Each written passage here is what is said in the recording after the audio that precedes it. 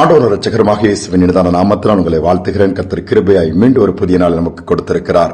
இந்த நாள் நம்முடைய ஆவிக்குரிய சிந்தனைக்காக யோபின் புஸ்தகம் 23 அதிகாரம் 2 வசனத்தை நான் வாசிக்கிறேன்.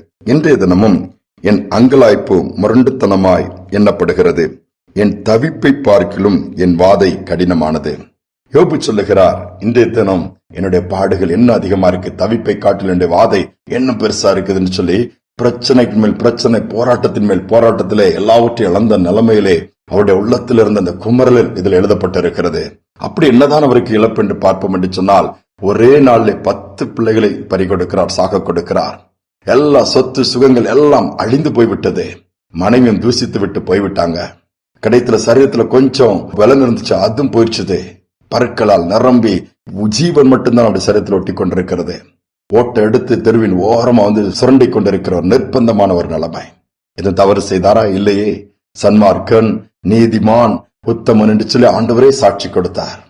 தேவன் அந்த பாதையில அனுமதித்தார். அந்த பாடுகளை அவர் சகித்தார். பிசாசானவன் சொன்னான், யோபுக்கு எல்லா வசதியும் கொடுத்திருக்கிறீங்க, எல்லா பாதுகாப்பு, அதனாலதான் உண்மை நம்பி இருக்கிறான், கொஞ்சம் பிரச்சனை கொடுத்து பாருங்களா உண்மை தூசிப்பான் என்று சொல்லும் பொழுது கூட ஆண்டவர் சொல்றாரு, என் தாசன் எல்லாவற்றையும் இழந்தாலும் என்னை தூசிக்க மாட்டான், என்ன நம்புவான், என்னை நிலைத்து நிற்பான்னு சொல்றாரு. அதே மாதிரி யோபு தூசிக்கவே இல்லை, பொறுமையாக பாடுகளை சகிக்கிறாரு. அந்த பாதையை ஏற்றுக்கொள்ளுகிறாரு. கடினமானதுதான், வேதனையானதுதான், நெருக்கமானதுதான், நிர்பந்தமானதுதான். அங்கலாய்ப்பு அவ்வளவு பெருசா இருக்குது. நடந்தது என்ன? ஒரு நாள் வந்தது, தேவன் அத்தனை சூழ்நிலையும் மாற்றினார். இழந்து போன அத்தனையும் வேதம் சொல்லுகிறது 2 அத்தனையா பெற்றுக் கொண்டாராம்.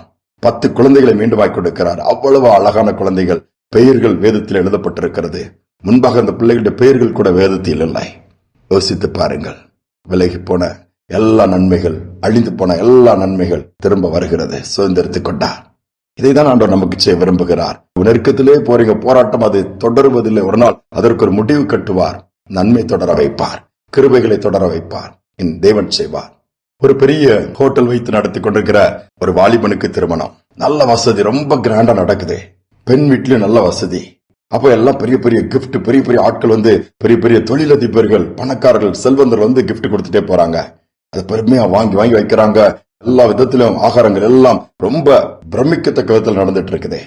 அப்ப அந்த பெண்ணுடைய ஒரு தோழி ஃப்ரெண்ட் ஒரு கிஃப்ட் கொடுக்கிறா. அது ஒரு பரிசுத்த வேதாகமம்.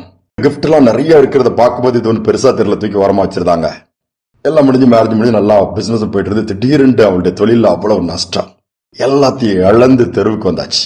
அந்த சகோதரனுக்கு என்ன செய்யணும் தெரியல. அந்த திருமணம் பண்ண பொண்ணுக்கு என்ன பண்ணு தெரியல. எப்படி ஆயிட்டப்பா, என்ன செய்யறது? கடைசியாக அந்த பொண்ணுக்கு அப்பா, அந்த சகோதரனுடைய மாமனார், நான் எங்க வீட்டுக்கு வாங்க, கொஞ்ச நாள் இருங்க, அடுத்து யோசிக்கலாம் அப்படின்னு சொல்லி வீட்டுக்கு கூட்டிட்டு போயிருந்தாரு. வாழ்க்கையில ரொம்ப ஒடிந்து போய் நொந்து போய் சாகலாங்கிற நிலைமைக்கு வரும்பொழுது, சாகலாம் கூடாது, வாங்க கொஞ்ச நாள் இருங்க, எங்க வீட்டுல சாப்பாடு நான் கொடுக்கறேன், அதுக்கப்புறம் யோசிக்கலாம்னு சொல்லி கூட்டிட்டு போன அங்க உட்கார்ந்து இருக்கிறாரு. துக்கம் ஒரு பக்கம் இருதயத்தை அடைச்சிருச்சுது. எல்லா பக்கம் நெருக்கம், கடன், கண்கள் எல்லாம் இருளா மாறிடுச்சுது. எல்லாம் புகைமூட்டமா தெரியுது, வழி தெரியல இடத்துல அடிச்சுடு. அப்படியே உட்கார்ந்து இருக்கும்போது ஒரு நாள் அந்த ரூம் அருகில ஒரு ஓரத்துல அந்த புக் ஒண்ணு தெரியுது. இது என்னடான்னு சொல்லி பார்த்தா அது அந்த பரிசுத்த வேதாகமம். எப்போ வந்துச்சுது? அவங்க கல்யாணத்துக்கு அவனுடைய மனைவிக்கு அவளுடைய ஃப்ரெண்டு கொடுத்தது. சரி, அதனால என்னதான் இருக்குன்னு எடுத்து வாசித்தா யோபுவின் புஸ்தகம் கண்ணில் படுது.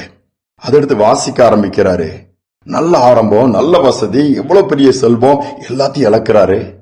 அப்படியே பார்த்துட்டே வரும்போது பின்னாடி இழந்ததை திருப்பி பெற்றுக் கொள்கிறாரு.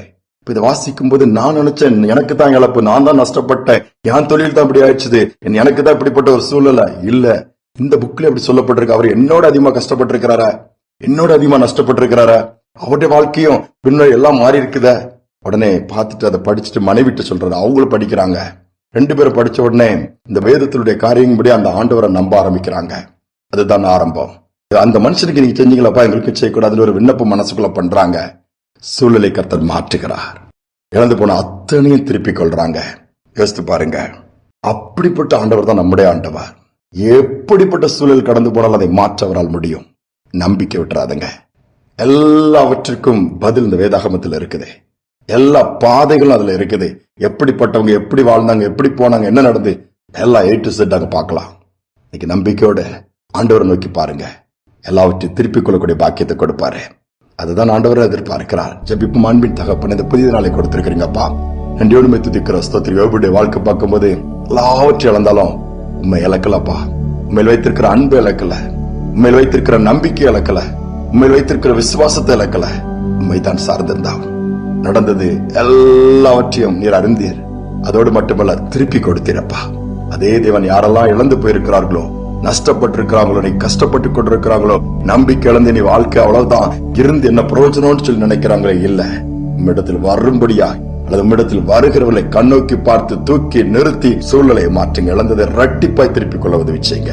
இந்த பாக்கியத்தை கொடுப்பதற்காய் ஸ்தோத்திரம். பாடுகளை மாற்றுவதற்காய் ஸ்தோத்திரம். நீ வழிநடத்துவதற்காய் ஸ்தோத்திரம். துதிகனமே ஏற்றுக்கொள்ளும் இயேசுவின் நாமத்தில் பிதாவே, ஆமேன், ஆமேன். இழப்புகளை குறித்து, நஷ்டங்களை குறித்து, கஷ்டங்களை குறித்து கலங்கி உட்காராதங்க. கர்த்தரை நோக்கி பாருங்க. யோபுவின் தேவன் நம்முடைய தேவன்.